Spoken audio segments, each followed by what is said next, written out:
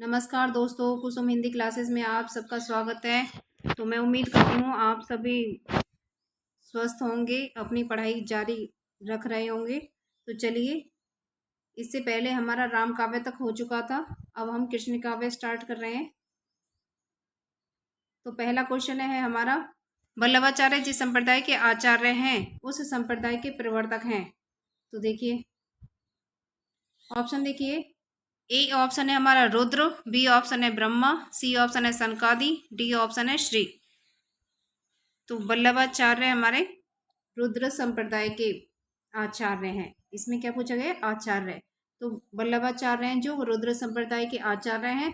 और उस संप्रदाय के प्रवर्तक कौन है, यानी रुद्र संप्रदाय के प्रवर्तक कौन है? विष्णु स्वामी। विष्णु स्वामी, ठीक है। तो चलिए आगे चलते हैं क्वेश्चन नंबर 2 की तरफ।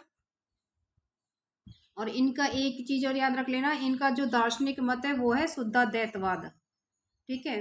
वल्लभ आचार्य वसुधा, इसे कैसे याद रखोगे आप? इसकी ट्रिक है हमारी वसुधा। व से क्या हो जाएगा? वल्लभाचार्य, और शुद्धा से क्या हो जाएगा? शुद्धाद्वैतवाद, ठीक है। तो चलिए आगे देखते हैं नेक्स्ट क्वेश्चन। तो सेकंड क्वेश्चन है हमारा, अष्टाचाप की स्थापना कब हुई? ऑप्शन देखिए, ए ऑप्शन है हमारा 1565 में, बी ऑप्शन है 1600 ईस्वी में, सी ऑप्शन है 1560 ईस्वी में, डी ऑप्शन है हमारा 1570 ईस्वी में। तो अष्टाचाप की स्थापना हुई थी हमारी 1565 में। छाप, छाप, ये इसकी ट्रिक है, क्या लगाओगे आप? छाप से क्या लगाओगे? छ से बन जाएगा 6 और पा से बन जाएगा 5। तो ये इस तरह से अष्टाचाप की स्थापना कब हुई? 1565 में, ठीक है जी। और किसने की थी? विट्ठल गोस्वामी, विट्ठलनाथ ने की थी। और उस इसमें क्या है? अष्टाचाप, अष्टाचाप, अष्टाचाप नाम क्यों रखा गया है? इसमें 8 जो आचार्य थे उनके बारे में बताया गया है, जिसमें से 4 थे जो अष्टाचाप के 8 वो थे शिष्य, इसमें आचार्य थे। तो 4 थे वल्लभाचार्य के शिष्य और 4 थे विट्ठलनाथ के शिष्य, ठीक है। तो इसमें 4 कौन कौन उसके शिष्य थे वल्लभाचार्य के? ये भी क्वेश्चन पूछा जाता है। तो देखिए इसकी एक ट्रिक है, जो वल्लभाचार्य के शिष्य थे, किसके? वल्लभाचार्य के। वल्लभाचार्य के शिष्य कौन कौन थे? इसकी एक ट्रिक है हमारी, कु, सु, प और क्री। कु से क्या है? कुंभन दास, सु से क्या है? सूरदास, पा से क्या है? परमानंद दास, क्री से क्या है? कृष्णदास। तो इस तरीके से हो गया, कु से कुंभन दास, सु से सूरदास, पा से परमानंद दास और क्री से है कृष्णदास। ये 4 शिष्य थे जो वो तो थे वल्लभाचार्य के, ठीक है। अब बाकी के 4 शिष्य उनके पुत्र के थे, तो उनके पुत्र का नाम था विट्ठलनाथ। तो विट्ठलनाथ के कौन कौन से शिष्य थे? विट्ठलनाथ, ठीक है। इनके शिष्य थे, इसकी भी एक ट्रिक बनाई है मैंने। तो इनके शिष्य की ट्रिक है गो छी चंद, ठीक है। गो छी चंद से क्या है? गो से गोविंद स्वामी, छी से छीत स्वामी, चा से चतुर्भुज दास और ना से नंददास। इस तरीके से हम याद रखेंगे इनको।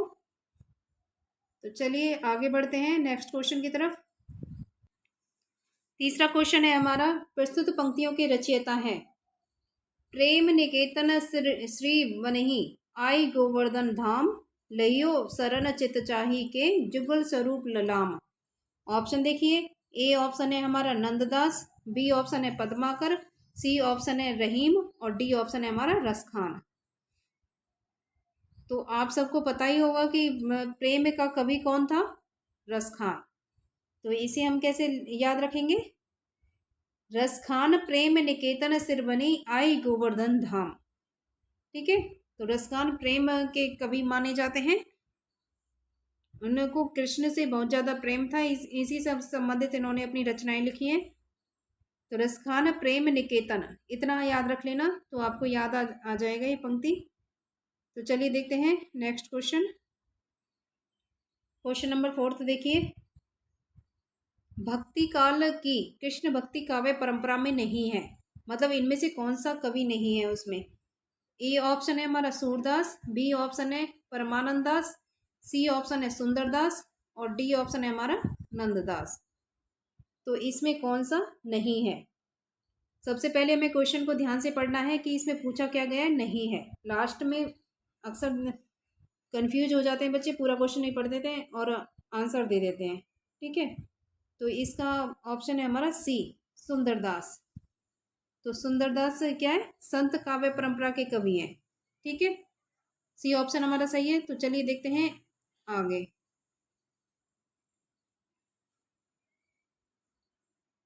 क्वेश्चन नंबर 5 देखते हैं। ये थोड़ा सा ब्लर है लेकिन समझ में आ रहा है। क्वेश्चन नंबर 5 है हमारा, श्री कृष्ण भक्ति शाखा में मधुरा भक्ति भावना का समावेश हुआ है, निम्नलिखित के अनुकरण में मतलब कौन शामिल है, किसने अनुकरण किया है, ये पूछा गया है। मधुरा भक्ति भावना का किसने अनुकरण किया है। ऑप्शन देखिए, ए ऑप्शन है हमारा मलिक मोहम्मद जैसी, बी ऑप्शन है चैतन्य महाप्रभु, सी ऑप्शन है स्वामी हरिदास और डी ऑप्शन है हमारा रस खान। ठीक है जी, तो मधुरा भक्ति का मधुरा भक्ति माधुर्य भाव की, ठीक है, मधुर भक्ति किसकी थी, चैतन्य महाप्रभु की। ठीक है, क्वेश्चन आता है कि मधुरा भक्ति भावना के कवि कौन है, चैतन्य महाप्रभु। बी ऑप्शन हमारा बिल्कुल सही है। तो चलिए अगला क्वेश्चन देखते हैं। क्वेश्चन नंबर 6, बाल वर्णन संबंधी कविताएं आधुनिक काल में भी खूब रची गई। मध्यकाल में यह कवियों का रुचिकर क्षेत्र रहा है। समग्र रूप से समस्त हिंदी कविता में बाल वर्णन का सर्वश्रेष्ठ कवि कौन है। ऑप्शन देखिए, ए ऑप्शन है हमारा द्वारका प्रसाद महेश्वरी, बी ऑप्शन है सुमित्रानंदन पंत, सी ऑप्शन है सूरदास और डी ऑप्शन है हमारा बिहारी। तो इसमें क्या पूछा गया है, बाल वर्णन। इसी से हमारे क्वेश्चन का आंसर निकल के आ जाता है। बाल वर्णन से संबंधित कविताएं लिखने में कौन सबसे ज्यादा प्रसिद्ध है, इसमें सूरदास जी। इन्होंने वात्सल्य भावना के कवि थे, वात्सल्य भक्ति का इन्होंने प्रचार प्रसार किया है। तो चलिए देखते हैं, सी ऑप्शन हमारा बिल्कुल ठीक है। अब 7वां क्वेश्चन देखते हैं हम। क्वेश्चन नंबर 7, मीराबाई की रचनाओं में किस भाषा की छौंक ज्यादा पाई जाती है। ऑप्शन देखिए, ए ऑप्शन है हरियाणवी, बी ऑप्शन है मराठी की, सी ऑप्शन है राजस्थानी की और डी ऑप्शन है हमारा पंजाबी की। तो मीराबाई की रचनाओं में राजस्थानी भाषा की छौंक सबसे ज्यादा पाई जाती है। ठीक है, क्योंकि वो राजस्थान की रहने वाली थी और कृष्ण भक्ति शाखा की प्रमुख कवयित्री थी। और इनके कुछ लिखे गए ग्रंथ हैं इनके द्वारा, नरसी का मायरा, गीत गोविंदी का, राग गोविंद, राग सोरठ की पद।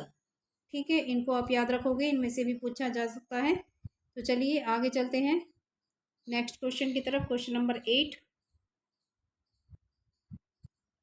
क्वेश्चन नंबर 8 है हमारा, रामानुजाचार्य ने किस दर्शन का प्रतिपादन किया है। ऑप्शन देखिए, ए ऑप्शन है हमारा अद्वैतवाद, बी ऑप्शन है शुद्धाद्वैतवाद, सी ऑप्शन है हमारा विशिष्टाद्वैतवाद और डी ऑप्शन है हमारा द्वैतवाद। तो रामानुजाचार्य ने, राम कैसे थे, विशिष्ट थे। ठीक है, तो रामानुजाचार्य ने किस दर्शन का प्रतिपादन किया, विशिष्ट द्वैतवाद। इसके ट्रिक क्या है, राम क्या थे, विशिष्ट भगवान थे। ठीक है, इसी से रामानुजाचार्य ने किस दर्शन का प्रतिपादन किया, विशिष्ट द्वैतवाद का। सी ऑप्शन हमारा बिल्कुल ठीक है। तो चलिए देखते हैं नेक्स्ट क्वेश्चन। क्वेश्चन नंबर 9, सनह लीला के रचयिता हैं। ऑप्शन देखिए, ए ऑप्शन है रैदास, बी ऑप्शन है पीपा, सी ऑप्शन है विष्णुदास और डी ऑप्शन है बेनी। तो सबसे ज्यादा सनह सनह प्रेम का क्यों कौन दिखाता था, विष्णु। विष्णु किसका रूप है, कृष्ण का। ठीक है, तो इसे हम कैसे याद रखेंगे, सनह विष्णु। ठीक है जी, सनह लीला कौन करता था, विष्णु। चलिए चलते हैं नेक्स्ट क्वेश्चन की तरफ। क्वेश्चन नंबर 10, क्वेश्चन नंबर 10 है, सूची 1 को सूची 2 से सुमेलित कीजिए तथा नीचे दिए गए कूट की सहायता से सही उत्तर चुनिए। अब सूची 1 में ए ऑप्शन है प्रद्युम्न चरित्र, बी ऑप्शन है स्वर्गारोहण, सी ऑप्शन है मधुमालती कथा, डी ऑप्शन है चिताई वार्ता। सूची 2 में फर्स्ट ऑप्शन है नारायण दास, सेकंड ऑप्शन है चतुर्भुज दास, थर्ड ऑप्शन है विष्णुदास, फोर्थ ऑप्शन है सुधीर अग्रवाल। अब इसको हम कैसे सुमेलित करेंगे, तो चलिए देखते हैं। प्रद्युम्न का चरित्र सुधर गया, तो इसका है फोर्थ ऑप्शन सही है। ठीक है। स्वर्ग आरोहण, स्वर्ग आरोहण कौन करता है, विष्णु। स्वर्ग में कौन रहता है, विष्णु। ठीक है, स्वर्ग आरोहण से विष्णुदास। मधुमालती की कथा किसने सुनाई, चतुर्भुज दास ने। चिताई वार्ता, चिताई वार्ता कौन सुनाता रहता है, नारायण। मतलब इधर उनकी बात उधर नारायण। ठीक है, चिताई वार्ता। इस तरीके से ये सिर्फ एक ट्रिक है जिससे आप लोगों को ये सब जो ग्रंथ हैं, रचनाएं हैं, ये अच्छे से याद हो जाएं। ठीक है, तो प्रद्युम्न का चरित्र सुधर गया, सुधीर अग्रवाल। स्वर्ग आरोहण, स्वर्ग में आरोहण कौन करता है, विष्णु, विष्णुदास। मधुमालती की कथा कौन सुनाता है, चतुर्भुज दास। चिताई वार्ता कौन सुनाता है, नारायण दास। ठीक है, तो ये हो गया हमारा।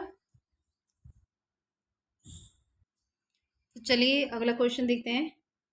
मैं उम्मीद करती हूँ जो भी मैं ट्रिक बताती हूँ वो आपको अच्छे से समझ में आती होगी। एक बार आपने ट्रिक से पढ़ लिया तो आप कभी इसको भूलेंगे नहीं। चलिए देखते हैं क्वेश्चन नंबर 11। सूरदास के एक अति प्रचलित पद के निम्नलिखित चरण नखत वेद ग्रह जोरी अर्घ करी को वर्जय हम खात है से किस खाए जाने वाले पदार्थ का अर्थ निष्पन्न होता है।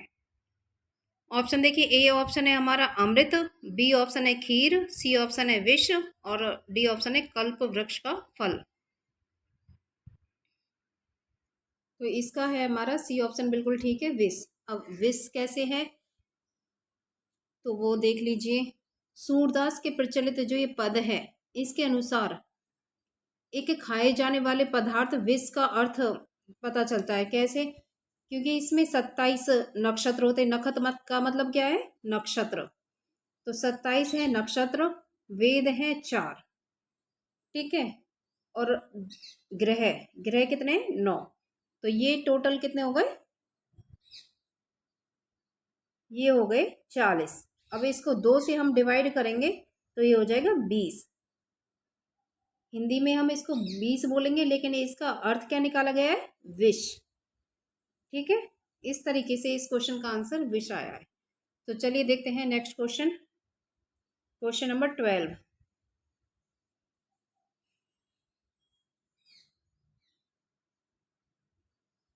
क्वेश्चन नंबर 12 है हमारा, रसखान कवि का वास्तविक नाम था। ऑप्शन देखिए, ए ऑप्शन है नसीम खान, बी ऑप्शन है अली मोहम्मद, सी ऑप्शन है अब्दुल और डी ऑप्शन है सैयद इब्राहिम। ये क्वेश्चन पूछा गया यूपीपीएससी डिग्री कॉलेज एग्जाम 2008 में पूछा गया था, लेकिन ये क्वेश्चन क्या है, रिपीट होते रहते हैं। तो रसखान कवि का वास्तविक नाम क्या था, सैयद इब्राहिम। डी ऑप्शन हमारा बिल्कुल ठीक है। तो चलिए देखते हैं नेक्स्ट क्वेश्चन।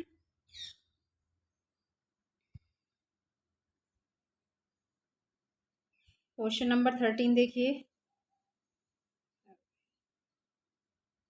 हो गया। अष्टाछाप के संस्थापक हैं। ऑप्शन देखिए, ए विठलनाथ, बी ऑप्शन है वल्लभाचार्य, सी ऑप्शन है हमारा सूरदास और डी ऑप्शन है हमारा गोविंद स्वामी। तो अष्टाछाप के संस्थापक है हमारे विठलनाथ जी। अष्टाछाप के संस्थापक थे विठलनाथ जी। एक क्वेश्चन आता है कि पुष्टि मार्ग की स्थापना किसने की, पुष्टि मार्ग की। तो पुष्टि मार्ग की स्थापना की थी वल्लभाचार्य ने और अष्टाछाप की स्थापना की थी विठलनाथ ने 1565 ईस्वी में। छाप दिया, 8 कवियों को छाप दिया। ठीक है, 1565, या ऐसे कर सकते हैं कि 8 कवियों को 15 बार छाप दिया, तो 1565। तो चलिए अगला क्वेश्चन देखते हैं। क्वेश्चन नंबर 14 है हमारा, 84 वैष्णवन की वार्ता के लेखक हैं। ऑप्शन देखिए, ए ऑप्शन है नाभादास, बी ऑप्शन है नंददास, सी ऑप्शन है गोकुलदास और डी ऑप्शन है हमारा सूरदास। तो 84 वैष्णवन की वार्ता आ जाए या फिर 200 वैष्णवन की वार्ता आ जाए। ठीक है, 200 वैष्णवन की वार्ता आ जाए। तो ये किसने लिखा है? इसकी इन वार्ताओं के लेखक कौन है? गोकुलदास।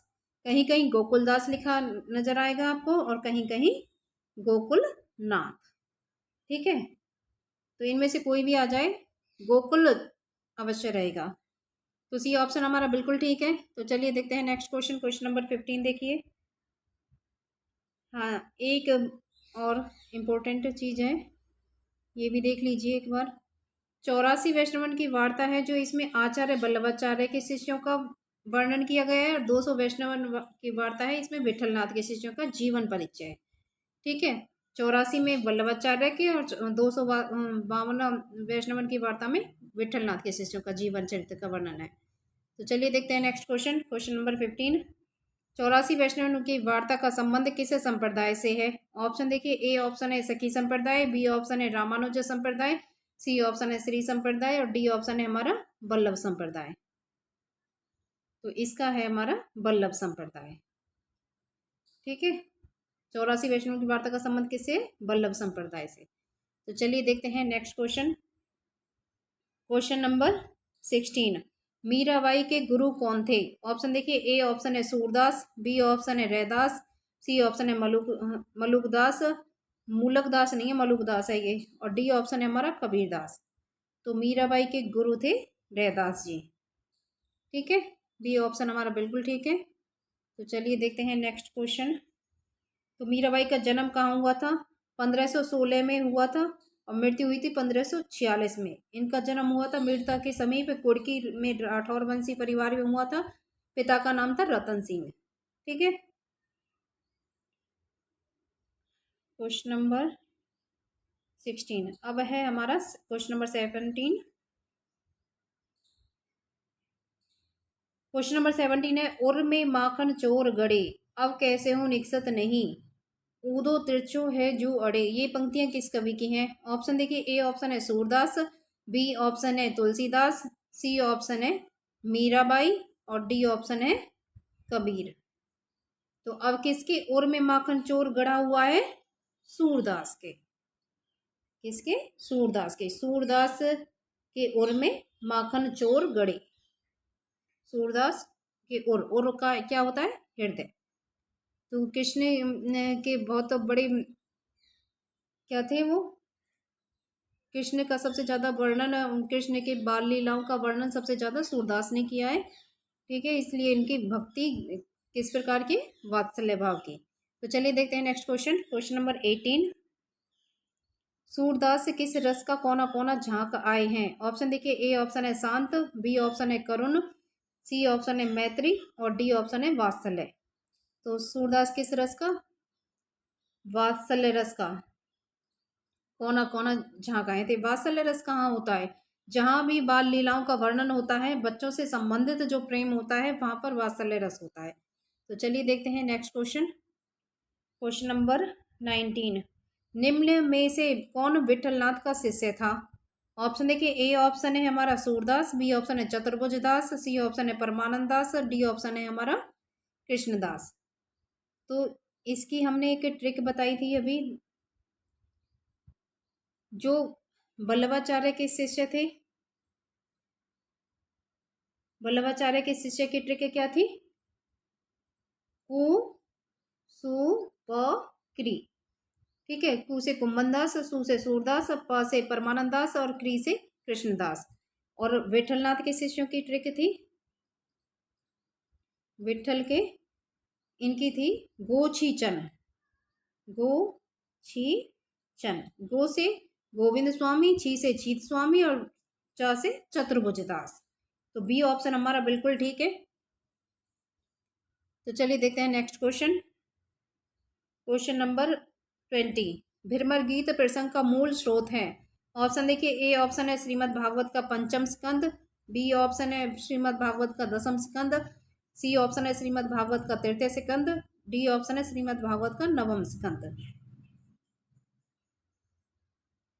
तो इसका हमारा क्वेश्चन नंबर 20 का हमारा बी ऑप्शन बिल्कुल ठीक है, श्रीमद् भागवत का दसम स्कंद भिरमर गीत प्रसंग का मूल स्रोत है। तो चलिए अगला क्वेश्चन देखते हैं,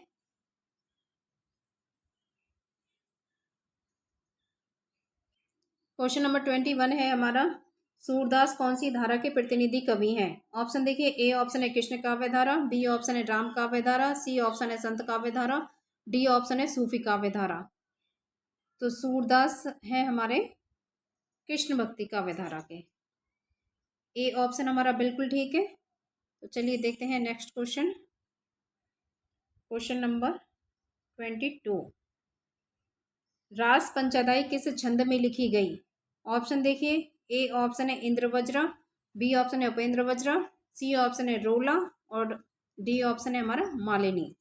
तो छंद बताना है हमें। रास पंचदाई जो रचना है वो किस छंद में लिखी गई थी? तो वो लिखी गई थी रोला छंद में। ठीक है,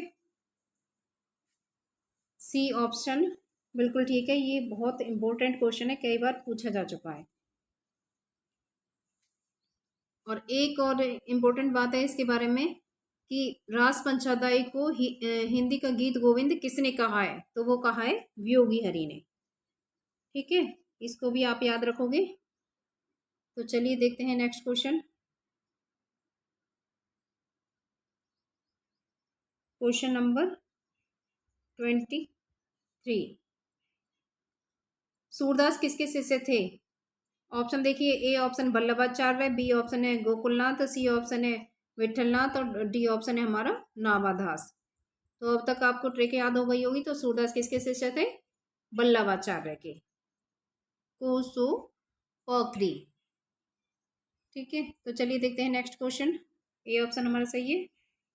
क्वेश्चन नंबर 24 है, इनमें से पुष्ट मार्गी कवि कौन है? ऑप्शन देखिए, ए ऑप्शन है सूर, बी ऑप्शन है कबीर, सी ऑप्शन है जायसी और डी ऑप्शन है हमारा तुलसी। तो इसमें पूछा गया है पुष्टि मार्गी कवि कौन है? तो वो है सूरदास जी। ए ऑप्शन हमारा बिल्कुल ठीक है। तो चलिए देखते हैं next question, question number 25। Vallabhacharya के शिष्य नहीं है।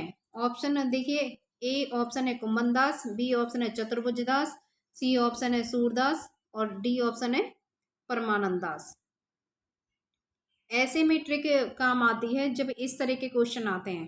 ठीक है, तो वल्लभाचार्य के शिष्य इनमें से कौन सा नहीं है? तो वो कौन सा नहीं है?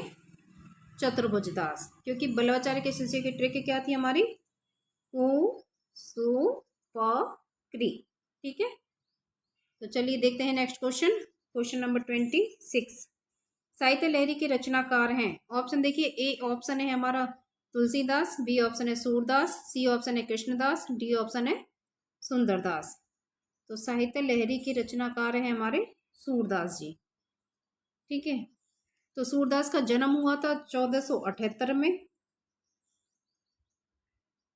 78 में, और मृत्यु हुई थी इनकी 1583 में। ठीक है, इसको भी आप याद रखोगे, कई बार पूछ लिया जाता है।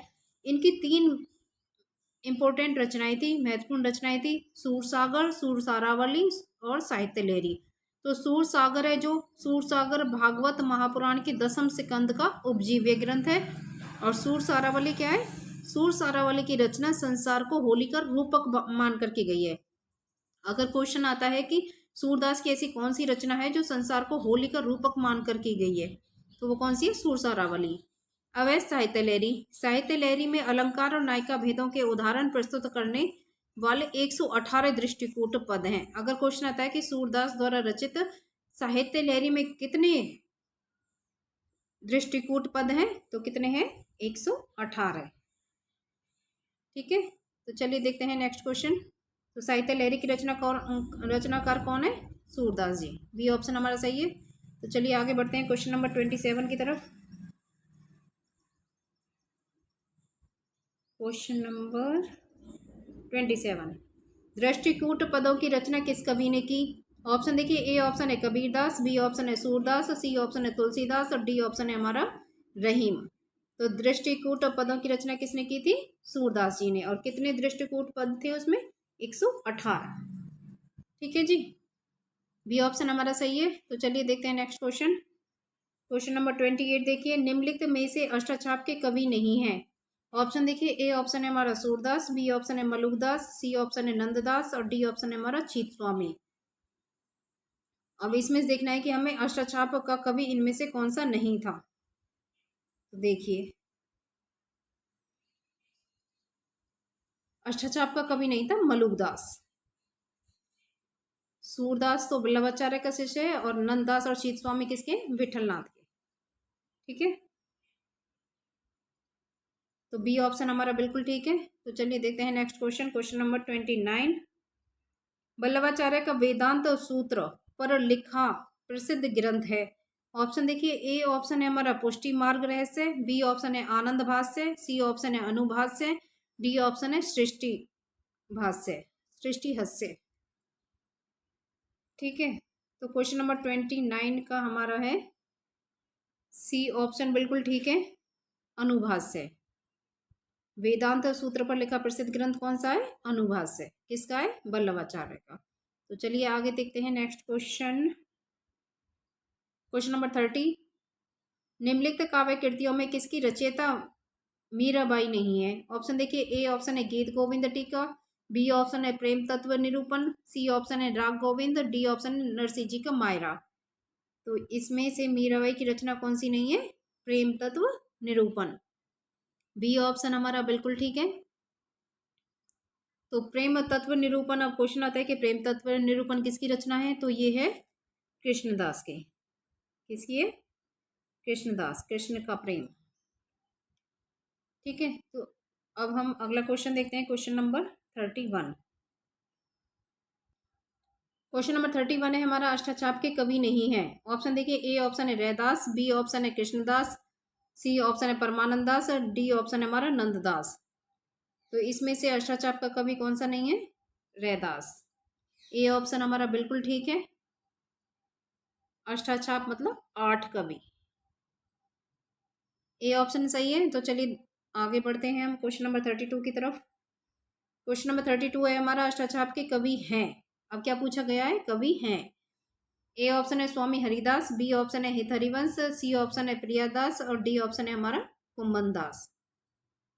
अगर आपको ट्रिक अच्छे से समझ में आ गई तो ये क्वेश्चन आप इन क्वेश्चनों का आंसर आप आसानी से दे पाओगे। तो अष्टाचाप के कवि हैं पूछा गया है अब, तो इसमें से कौन सा कवि है, कुंभन दास। ठीक है, कुंभन दास किसके शिष्य थे, वल्लभाचार्य के, पुष्पकृ। तो चलिए देखते हैं नेक्स्ट क्वेश्चन, क्वेश्चन नंबर 33 देखिए एक बार ये और देख लीजिए इनका जीवन काल। कुंभन दास का जन्म है 1468 से 1583, जमुनावती उत्तर प्रदेश में। गुरु है इनके वल्लभाचार्य। सूरदास का जन्म हुआ 1478 में, 1583 इनका मृत्यु है, मृत्यु हुई थी 1583 में। कुंभन दास की भी 1583 में हुई थी। और सूरदास का जन्म हुआ सीही उत्तर प्रदेश, गुरु वल्लभाचार्य। परमानंद दास 1493 में इनका जन्म हुआ, कन्नौज उत्तर प्रदेश में। फिर कृष्णदास 1496 चिलोत्रा गुजरात में, 1578 में इनकी मृत्यु। गोविंद स्वामी 1505 में जन्म और 1585 में मृत्यु, आंतरी राजस्थान में जन्म और विठलनाथ के शिष्य हैं। शीत स्वामी 1515, 1585 में भी इनकी भी 1585 में मृत्यु हुई, मथुरा उत्तर प्रदेश के रहने वाले हैं और विठलनाथ के शिष्य हैं। चतुर्भुज दास 1530 से में जन्म हुआ, 5-15-30, 30 में जन्म हुआ, 1585 में मृत्यु। इनका तीनों का सेम है, जो मृत्यु का साल है वो सेम है, 1585।